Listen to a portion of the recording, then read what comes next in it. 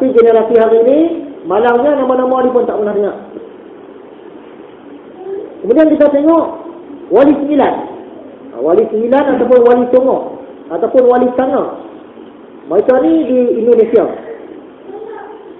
Wali 9 ni, dia ramai orang, bukan setakat 9 orang. Wali 9 ni sebenarnya dia macam satu kabinet pemerintahan. Tiap kali kabinet tu ada 9 orang wakil. Bila seorang meninggal dunia, dia ganti orang lain. Dia macam tu. Mati seorang, ganti orang lain. Dia tidak terhad kepada 9 ni. Ada berbelas-belas orang wali-wali semua sebenarnya. Cuma yang saya senaraikan ini ialah yang popular. Wali 9 yang popular. Ada 4 kali kabinet. Kabinet pertama 9 orang, meninggal seorang ganti. Meninggal seorang ganti. 4 kali kabinet. Habis 4 kali tu, kabinet tu pun dah bubar. Sebab mereka ni dah perang lah zaman tu. Di antara wali semua yang terkenal ialah Maulana Malik Ibrahim. Dia dikenali dengan panggilan Sunan Gresik. Wali-wali ni semua orang panggil Sunan di depan nama. Sunan ni maksudnya orang-orang mulia. Raden Rahmat, yakni Sunan Ampel. Raden Paku, Sunan Giri. Raden Makhdum Ibrahim, Sunan Bonang. Raden Qasim, Sunan Derajat. Raden Syahid, Raden Said, Sunan Kalijogo. Raden Umar Said, Sunan Mulia. Ja'far Sadiq, Sunan Kudus. Syarif Hidayatullah, Sunan Gunung Jati. Ini 9 orang yang paling terkenal. Ada lagi. Tu zaman dulu ulama-ulama hebat-hebat belaka. Mai zaman sekarang ni tak berapa hebat dah. Dia makin kurang ya. Kira betul lah kata hadis Nabi ni tadi. Okay. Sekarang ini alim ulama sudah berkurangan, satu demi satu pergi meninggalkan kita. Kata peribahasa Melayu mengatakan, patah tumbuh hilang berganti. Peribahasa ini tidak tepat berlaku kepada alim ulama. Sebab apa? Alim ulama ni kalau patah payah nak tumbuh dah. Dan kalau hilang payah nak berganti dah. Tu cerita dah. Sebab tu kata patah tumbuh hilang berganti ni tak kena dengan ulama. Sampailah suatu saat nanti permukaan bumi ini akan kosong dari ulama.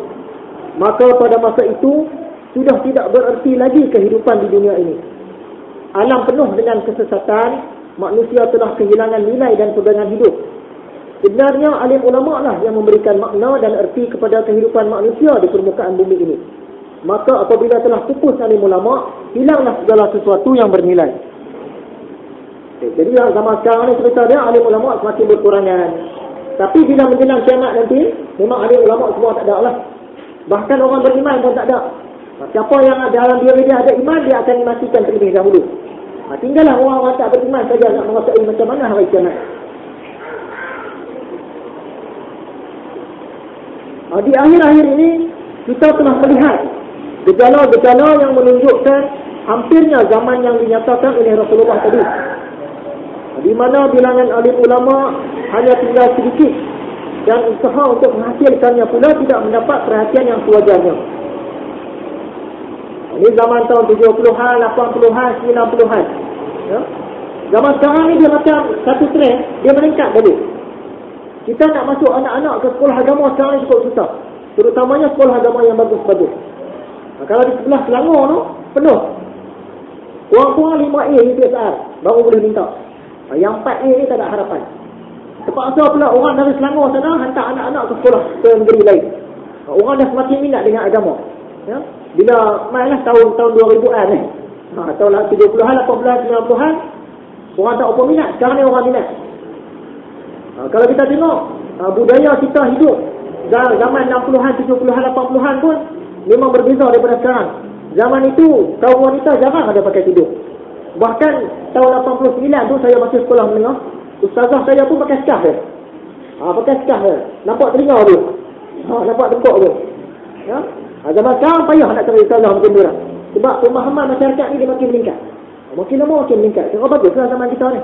Cuma sama ada kita nak ikut peredaran tu ataupun tidak. Kalau zaman 80-an ni, kalau satu orang bersanding dia pakai tudung, gempak kampung. Bersanding zaman tu kata-kata memang tak pakai tudung. Adalah seorang bersanding pakai tudung. Memang gempak kampung. Kata, "Hui, anak orang tu dakwah tu." Tudung ni zaman tu disebut dakwah. Dia tak kata tudung, kata dakwah. Dia tu pakai dakwah, maksud dia pakai tudung lah tu. Zaman itu. Sekarang ni dia semakin baik dah. Untunglah zaman generasi kita ni untung. Sebab tu sekolah agama di sebelah Selangor sana penuh. Mana yang dapat 3A, 4A ijazah ni terpaksa hantar ke Perak. Terpaksa pergi Terengganu. Terpaksa pergi Johor. Dah penuh. Pondok-pondok dan sekolah-sekolah agama kurang mendapat perhatian daripada cerdik pandai. Ini zaman hari itulah, 60-an, 70-an, 80-an. Mereka banyak mengutamakan pengajian-pengajian di bidang urusan keduniaan yang dapat meraih keuntungan harta benda dunia. Inilah keadaan masyarakat kita di hari ini.